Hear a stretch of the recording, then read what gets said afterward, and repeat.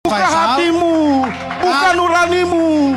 Hancurnya Mahkamah Konstitusi untuk meloloskan satu putra presiden itu kejahatan di mata rakyat. Itu fakta. Anda bicarain saja. Kalau pemakzulan Anda memberi saya mau bicara apa itu saja itu adalah akal dan logika serta hati nurani saya, Pak mengirim opini seolah-olah kami di pihak yang menciptakan kegaduhan. Ingat itu. Kami menyampaikan saya mempunyai pendapat yang independen, nggak bisa Anda tekan. Jangan buat premanisme politik. Iya, dia boleh. Ya kan, saya mempunyai pendapat yang independen, nggak bisa ditekan. Bicara yang teratur. Ya, Jangan ke kami. yang tidak teratur siapa? Teratur. Ya, Bicara yang teratur, jangan mengarah ke kami. Ya, yang tidak teratur Urus saja siapa? partai koalisi kalian. Iya kan, yang tidak teratur cukup. siapa? Faisal. Saya mengatakan selama 9 tahun gerakan oposisi itu demo di luar halaman kekuasaan. Tiba-tiba ada satgas anti pemilu curang di Ya, saya akan jawab. Sebentar, kemudian ada hubungan yang terhubung di sana, ada keresahan yang sama, mencegah kecurangan pemilu. Oke. Kedua, ini bukan urusan pribadi, bukan urusan saya inisiator.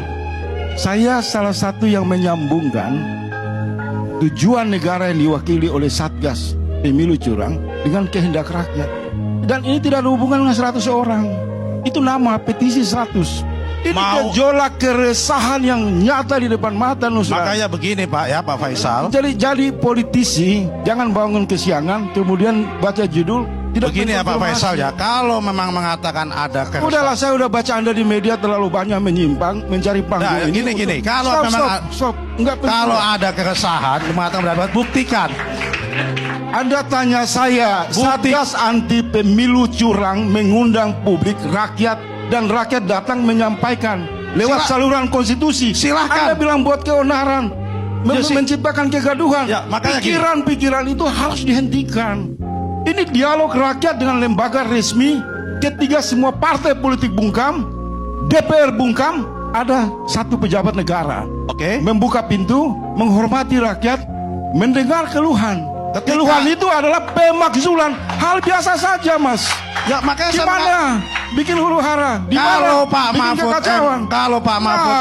kalau Pak Mahfud MD membuat satgas anti kecurangan pemilu, silahkan Pak Mahfud. Anda ke sana, Anda sebagai bagian dari sebentar. Saya tadi jangan udah ngomong. Saya tadi udah bicara, waktu Anda bicara saya diam ya. Semalam saya sudah umumkan kepada partai politik dan pakar hukum. Kalau Anda anggota dewan merespon isu pemakzulan, saya perintahkan kalian yang digaji oleh rakyat bicarakan itu di gedung DPR, bukan tempat di ruang opini publik. Karena itu namanya premanisme politik. Karena Anda meminta kami melalui prosedur dan mekanisme, kami datang melalui prosedur dan mekanisme.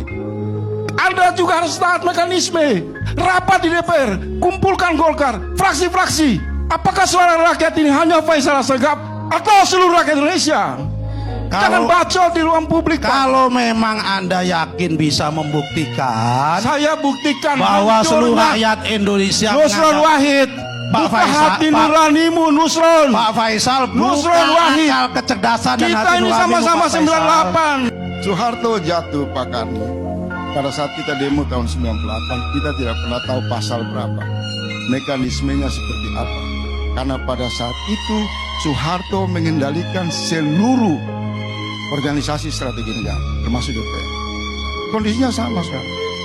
Konsekuensi ketika kekuasaan dinasti politik mengunci seluruh saluran demokrasi, maka biarkan rakyat bergerak dengan kesadaran moral menemukan jalurnya.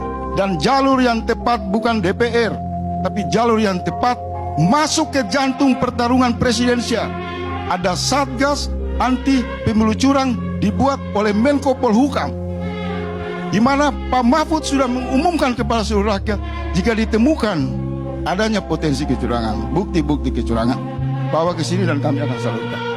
Yang jahat dan yang merusak demokrasi itu adalah Jokowi, dan tempatnya tidak jauh dari tempat Anda. Kita nggak mau ke DPR lagi, karena sudah cukup rakyat dihinakan, selalu diposisikan hanya di luar pagar.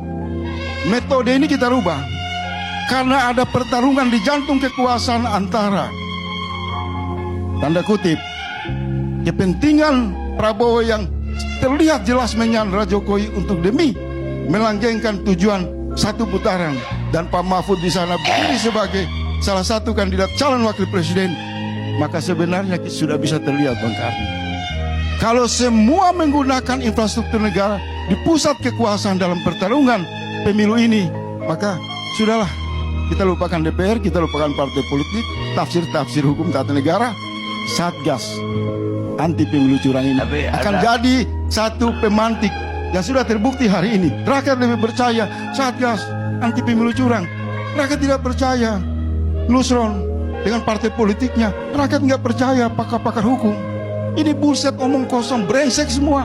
Kalau urusan sudah menyangkut dengan kekuasaan, semua dipermudah. Tapi kalau urusan menyangkut rakyat, mereka bicara mekanisme, mereka bicara pasal. Saya mau tanya Pak Karni, ketika hancurnya Mahkamah Konstitusi, di mana pakar hukum berdiri di sana untuk mengatakan ini adalah penghinaan yang terbesar di negara ini. Maka oleh sebab itu, dalam kajian kami, ketika kehancuran Mahkamah Konstitusi itu adalah deklarasi rakyat secara moral bangkit melawan kekuasaan Jokowi tanpa peduli dengan pasal, pakar hukum, politisi busuk yang hari-hari mereka hanya menipu rakyat dengan pasal demi melindungi dinasti politik Jokowi.